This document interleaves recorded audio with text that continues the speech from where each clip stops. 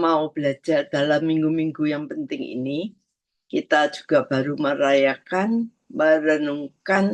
kematian dan kebangkitan Kristus. Dan hari ini kita mau belajar mengupas apa sih rencana Allah tentang kematian dan kebangkitannya di dalam hidup kita. Saudara, kita tentu tahu bahwa hari-hari ini kita mendapatkan ucapan selamat Paskah dari mana-mana, sampai saya juga belum sempat membalas semuanya juga. Ada yang kasih gambar telur, ada yang kasih kubur kosong, ada yang kasih salib, ya. Semuanya bagus-bagus, ya. Tetapi biarlah kita mau mengerti apa makna rencana Tuhan dari Paskah ini. Saudara, kalau kita mau belajar dari Injil Yohanes 18, di mana dalam ayat 28 sampai 37, saudara catat aja, bahwa satu saat Yesus dari Kayafas itu membawa Yesus dari Kayafas ke gedung pengadilan. Saudara, dikatakan dan Pilatus waktu itu keluar dan berkata, apa tuduhan terhadap orang ini? Jawab mereka, jikalau ia bukan seorang penjahat, kami tidak akan menyerahkan mereka kepadamu. Pilatus berkata, ambil dia, hakimi dia, menurut hukum Tauratmu, kata orang-orang Yahudi. Kami tidak diperbolehkan membunuh seorang. Dengan demikian, hendaknya supaya genaplah firman Yesus yang dikatakan untuk menyatakan bagaimana caranya ia akan mati. Maka kembalilah Pilatus dalam gedung pengadilan itu memanggil Yesus dan bertanya, engkau inikah raja orang Yahudi? Jawab Yesus, apakah yang engkau katakan hal itu dari hatimu sendiri atau adakah orang lain yang mengatakannya tentang aku? Kata Pilatus, aku seorang Yahudi. Bangsamu sendiri dan imam-imam kepala telah menyerahkan engkau kepadaku. Apa yang telah kuperbuat? Jawab Yesus, kerajaanku bukan dari dunia ini. Jika kerajaanku dari dunia ini, pasti hamba-hambaku telah melawan supaya aku jangan diserahkan pada orang Yahudi. Akan tetapi kerajaanku bukan dari sini. Maka kata Pilatus kepadanya, jadi engkau adalah raja? Jawab Yesus, engkau mengatakan bahwa aku adalah raja. Untuk itulah aku lahir dan untuk itulah aku datang ke dalam dunia ini, supaya aku memberi kesaksian tentang kebenaran. Setiap orang yang berasal dari kebenaran mendengarkan suaraku. Saudara, ini cerita yang tidak asing bagi kita, dan mungkin cerita ini bisa kita ulas kembali dalam Paskah ini, karena banyak sudah saudara mungkin mendengarkan tentang kubur kosong, ya, batu terguling. Saudara sudah banyak mendengarkan dalam minggu-minggu hal yang ini. Tapi ini kita mau mengupas sesuatu yang lain, ya. Yang poin yang terpenting tentang hal ini dikatakan, apakah engkau adalah raja? Karena itu judul daripada perenungan kita pada hari ini, yaitu siapa yang jadi raja dalam hidupmu. Saudara, poin yang terpenting hal ini, apakah engkau adalah raja? Lalu Yesus dengan lantang jelas dia katakan, dengar ya, untuk itulah aku lahir dan untuk itulah aku datang ke dalam dunia ini. Bahkan sebelumnya Tuhan Yesus berbicara tentang kerajaanku bukan dari dunia ini. Makanya Pilatus tanya, apakah engkau seorang raja? Dan Yesus sampaikan perenungan yang penting, perenungan yang sangat dalam yang Tuhan mau sampaikan buat kita. Ternyata dia dilahirkan, datang ke dalam dunia ini, sampai mati, sampai disalibkan, sampai bangkit, untuk menjadi raja, memerintah atas kerajaannya yang bukan dari dunia ini. Dan dalam perenungan kita, sudahkah dia menjadi raja di dalam hidup kita? Saudara, sesungguhnya susah sekali bagi kita untuk menjadikan Yesus raja di dalam hidup kita. Karena kebanyakan kita lebih suka menjadikan Yesus seperti yang kita mau daripada seperti yang Yesus mau. Yesus maunya dia menjadi raja dalam hidup kita. Tapi kadang-kadang kita yang tidak mau, ya.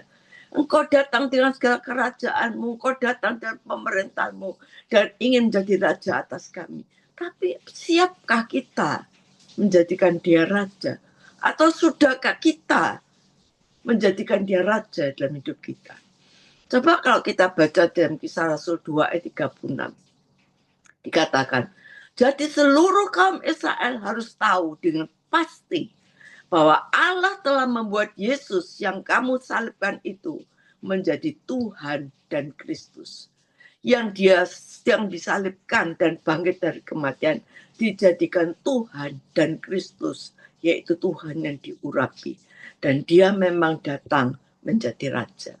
Saudara, kita tidak suka menjadikan dia raja dan memerintah atas diri kita. Kita sukanya menjadi apa yang kita mau tentang dia. Contohnya, kita mau dia itu kayak banker yang menolong keuangan kita, yang menolong pekerjaan kita. Beberapa lain menjadikan Yesus itu sebagai dokter, penolong kesehatan kita, menyembuhkan penyakit kita. Nggak salah, saudara, betul. Yang lain menjadikan Yesus sebagai satpam, security, ya, menolong, menjaga keselamatannya. Jangan-jangan ada rencana yang waktu Paskah bergandengan dengan Idul Fitri di Indonesia, mereka pergi keluar kota, naik pesawat, naik bis, naik mobil, ya. Mereka berdoa, lindungi kami Tuhan. Sadar enggak kita jadikan dia security dalam hidup kita? Nanti ada yang naik mobil, Tuhan, tolong Tuhan, dalam perjalanan ini jangan sampai mobil kita mogok, remnya jangan blong, koplingnya jangan sampai rusak dan banyak. Kita jadikan dia sebagai bengkel resmi. Nggak salah sih. Tuhan itu Bapak kita. Ya, kita nggak usah minta. Kita ini anak-anak yang dicintai, burung di udara dipelihara. Dia selalu lakukan semuanya itu, menjaga, melindungi kita. Sebagai anak-anak, dia akan menjaga. Seperti kita sebagai orang tua, menjaga anak-anak kita. Demikianlah Tuhan menjaga kita. Anak-anak tidak minta dijaga, kita akan menjaga mereka. Mulai dari lahir sampai mereka punya anak, kita tetap menjaga anak-anak kita, kita doakan. Itu namanya orang tua Bapak. Saudara, tapi di saat kita merayakan kematian kebangkitannya, poin yang penting, dia disalibkan, dijadikan Tuhan dan Kristus di depan Pilatus. Dia menjelaskan tentang kerajaannya, tentang dia adalah seorang raja. Apa artinya? Izinkan dia yang memerintah, bukan kita yang melakukan apapun seperti mau kita, tetapi dia yang memerintah hidup kita. Yesus memberi teladan waktu dia di dunia. Dia jadikan bapaknya itu juga sebagai raja. Satu kali dia tawar supaya bukan naik ke Golgota, supaya dia nggak minum cawan ini. Tapi kalau memang ini harus terjadi, dia jadikan bapaknya itu sebagai bapaknya. Kalau boleh, aku minta jangan sampai cawan ini bisa berlalu dariku. Tapi bapaknya berkata, no nak, no. Tidak ada cara lain untuk menebus manusia. Kecuali kau harus minum cawan dan anggur. Yang artinya darahmu dicurahkan. Dan akhirnya dia pun belajar menjadi bapaknya, raja atas hidupnya. Sehingga dia berkata, bukan kehendakku yang jadi, tapi biarlah kehendak. Dan biarlah ini menjadi perenungan kita. Kalau dia menjadi raja dalam hidup kita, kita akan berkata, bukan kehendakku yang jadi, biarlah kehendak rajaku yang terjadi dalam hidupku. Wah, ini poin penting. Supaya kita semua latihan menjadikan Yesus raja atas hidup kita. Bagaimana ketika kerinduannya berbeda dengan apa yang Bapak mau. Sampai Yesus menawarkan 3 kali. Tapi Yesus tetap mengikuti kehendak Bapaknya. Dia turuti walaupun apa yang menjadi kehendak Bapaknya tidak sesuai dengan kehendaknya. Apa yang menjadi kehendak rajanya, yaitu Bapaknya, tidak sesuai dengan kehendaknya. Dia boleh nawar, tetapi dia berkata, terjadilah seperti kehendakmu. Saudara, ini poin yang penting buat kita, mengingatkan kebangkitannya. Dia harus menjadi Tuhan dan Kristus. Dia harus menjadi Raja dalam hidup kita. Tapi sayangnya umat Tuhan, seperti yang tertulis dalam 1 Samuel 8, ya, dikatakan ceritanya bagaimana tua-tua bangsa Israel menghadap Nabi Samuel berkata, boleh enggak sih kami ini minta memiliki seorang raja yang diangkat dari kami. Jangan Tuhan terus yang kami lihat. Kami pengen seperti bangsa-bangsa lain. Punya raja yang muncul di antara kami. Lalu Samuel marah sama bangsa Israel. Apa yang kamu minta? Kamu minta pemimpin dari manusia. Awas nanti kalau ada apa-apa kamu kecewa. Tapi bangsa Israel tetap ngotot minta raja yang bukan Tuhan. Lalu Tuhan datang sama Nabi Samuel. Tuhan berfirman pada Samuel, dengarkanlah perkataan bangsa itu. Samuel, dengarkanlah perkataan bangsa itu. Dalam segala hal yang dikatakan mereka kepadamu. Sebab bukan engkau yang mereka tolak, tetapi akulah yang mereka tolak. Supaya aku tidak menjadi raja atas mereka. Waktu saya merenungkan ayat ini, sepertinya Yesus itu begitu ngenes ya. Karena dia menyayangi umat manusia. Tetapi dia tolak untuk menjadi raja. Makanya dia bilang, udah Sam, udah turuti apa yang dikatakan bangsa Israel. Bukan kamu kok yang mereka tolak, tapi aku yang mereka tolak. Mereka maunya menjadikan aku seperti yang mereka mau. Saudara, ketika mereka lapar, minta roti, Tuhan berikan. Ketika mereka bosan roti mana, mereka minta daging, Tuhan beri. Ya. Waktu sakit, mereka minta disembuhkan sampai dikatakan Yesus dijuluki sebagai dokter di atas segala dokter. Tapi giliran dia lahir, mati, dan bangkit untuk menjadi Tuhan dan Kristus, menjadi Raja mereka menolak. Saudara, jangan-jangan kita sering melakukan yang sama seperti bangsa Israel. Kita sudah capek menjadikan dia sebagai Tuhan dan Raja. Kita nggak siap kerajaannya hadir. Kita nggak siap pemerintahnya melawat hidup kita. Mungkin kita waktu mencari jodoh, waktu kita menjalani pernikahan kita, waktu kita menjalani pelayanan kita, waktu kita bekerja mencari uang, waktu kita memakai uang, ternyata bukan kerajaan pemerintahnya yang kita persilahkan memerintah hidup kita, tapi kita maunya sendiri. Hati Tuhan dibuat sedih. Saudara, kalau saudara baca dalam Yeskel 43, Yeskel ini seorang nabi besar ya, dan dengan tulisan banyak di Alkitab. Yesaya 43 ayat 6 berkata, lalu aku mendengar dia berfirman kepadaku dari dalam bait suci. Orang mengukur bait suci dan berdiri sampingku. Waktu Yeskiel merasakan hadirat Tuhan di situ, Tuhan berfirman, hai anak manusia, hai Yeskiel, inilah tempat takhtaku dan inilah tempat tapak kakiku. Disinilah aku akan diam di tengah-tengah orang Israel untuk selama-lamanya. Saudara, kita lihat satu kali Nabi Yeskiel ada di tempat bait suci yang penuh dengan kemuliaan Tuhan. Penuh dengan sakinah glory. Dan ketika Yeskiel menikmati bait suci, Allah penuh dengan kemuliaan. Tahu-tahu Tuhan berfirman pada Yeskiel, lihatlah apa yang disuruh lihat. Lihat di dalam takhtaku yang penuh kemuliaan ini. Aku rasakan ada takhtaku di situ. Tuhan rindu di dalam bait suci. Hidup saudara dan saya. Ini adalah tempat bait sucinya Allah yang sesungguhnya. Bukan gedung gereja. Kita ini adalah bait suci. Dan Tuhan rindu kita sebagai bait sucinya. Ada tahtanya Tuhan yang menjadi raja dalam hidup kita dan kerajaannya memerintah. Beda dengan 1 Samuel kebalikannya, di mana bangsa Israel menolak dia menjadi raja.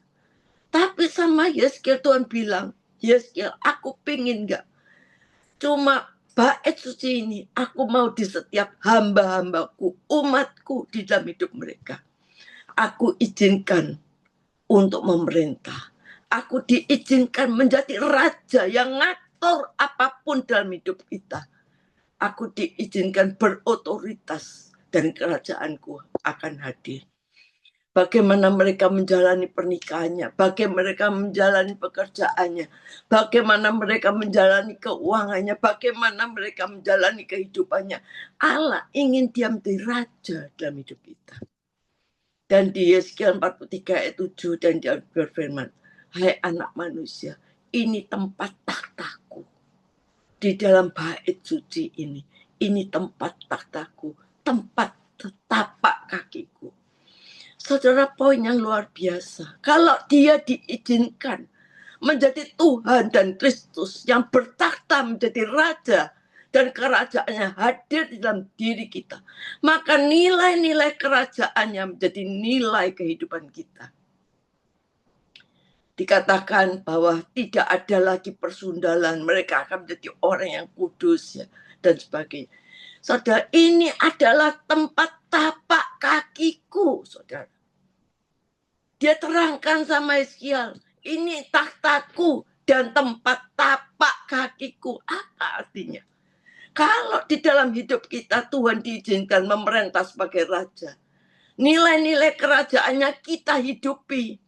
Dia berjanji bukan jadi raja yang cuma duduk di takhta, terus lihat orang-orang yang menyanyi di gereja, yang main tamburing. Tapi enggak. Dia menjadi raja yang bekerja sampai tapak kakinya itu kelihatan. Apa artinya? Hasil perjalanan, hasil pergerakannya, hasil pengikutan Tuhan, penyertaan Tuhan dalam hidup kita. Itu nampak ada tapak kaki Tuhan. Saudara, bertahun-tahun kita merayakan Paskah, Jumat Agung, dan kebangkitannya. Tapi kami hanya mau menjadikan Engkau seperti yang kami mau. Kami minta sembuh, kami minta dicukupi, kami mau dilimpahi, kami mau diurapi, kami minta dipenuhi dengan kemuliaan. Tapi ternyata kami tidak rela menjadikan dia raja. Padahal Engkau diizinkan menjadi raja dalam hidup kita. Kalau dia menjadi raja dalam hidup kita, raja yang menikmati, bukan cuma menikmati singgasana, tapi raja yang duduk dan dia bekerja, dia bergerak, tapak kakinya kelihatan, pekerjaannya kelihatan dalam hidup kita. Dia melakukan mujizat, dia melakukan segalanya, dia melakukan kesembuhan, perlindungan, semua tapak kakinya kelihatan bekerja di dalam kehidupan kita, menyertai hidup kita. Jadikan Paskah tahun ini jadi Paskah yang berbeda. Karena kita jadikan dia raja yang seperti dia mau, bukan raja yang seperti kita mau. Sudah terlalu lama, banyak daripada kita mau jadi raja dalam hidup kita sendiri. Ayo rayakan momen Paskah ini.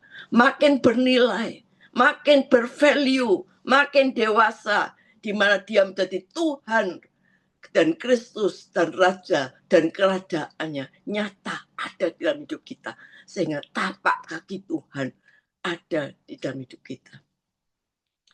Saudara, kalau dalam Yohanes 21 ayat 18, kita mau melatih diri kita sampai kepada Yohanes 21 ayat 18. Aku berkata kepadamu, sesungguhnya ketika engkau masih muda, engkau mengikat pinggangku sendiri dan engkau berjalan kemana saja engkau kehendaki. Tapi ketika engkau sudah menjadi tua, engkau akan mengulurkan tanganmu dan orang lain akan mengikat engkau, membawa engkau ke tempat yang tidak kau kehendaki. Saudara, ini adalah ayat yang susah dicerna. Artinya orang yang kekristenannya masih muda, masih kanak-kanak, susah sekali menghadirkan kerajaan Allah. dan takhta Allah dalam hidupnya. Karena mereka cenderung melakukan apa yang mereka mau. Karena ini masih anak-anak, masih muda. Anak-anak itu kalau dituruti, saudara, golong-golong, saudara. Mereka minta apa dituruti. Tapi ke orang Kristen yang sudah matang, ke Kristen yang sudah bertumbuh, ke Kristen yang sudah dewasa, dia mau mengulurkan tangannya, di mana Tuhan dan Roh Kudus mengikat dia dan membawa pergi ke tempat yang dia tidak suka. Saudara, bukan berarti Tuhan itu jahat dan bawa kita ke tempat yang kita tidak suka. Tapi kita mau seperti Yesus di Getsemani. Bukan kehendakku. Belajar, bukan kehendakku, tapi kehendak Tuhan yang jadi. Dan ini hanya bisa dilakukan orang yang tua rohaninya, orang yang matang rohaninya, orang yang dewasa rohaninya.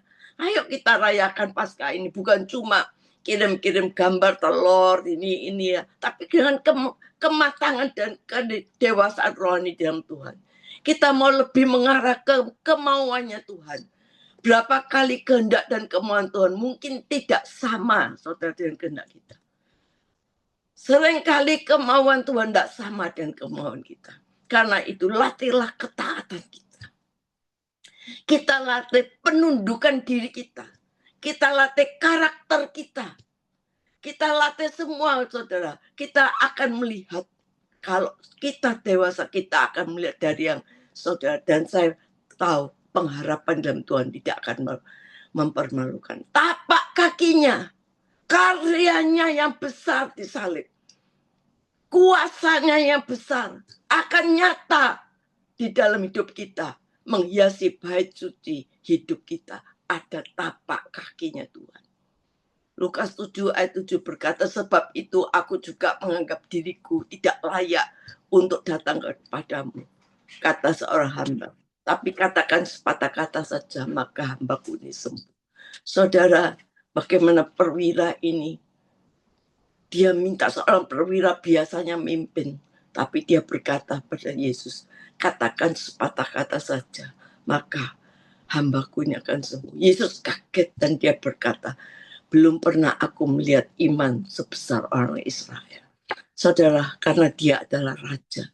Saudara, bukan lagi Kristen anak-anak, tapi Kristen yang sudah matang.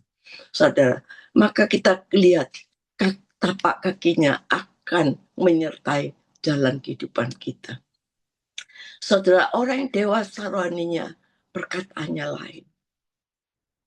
Dikatakan orang yang dewasa rohaninya mengalami pribadi dengan Tuhan, di mana pernah bait sucinya hidupnya menjadi Tuhan, Raja dalam hidupnya, memerintah, dan bukan maunya dia, tapi maunya Tuhan.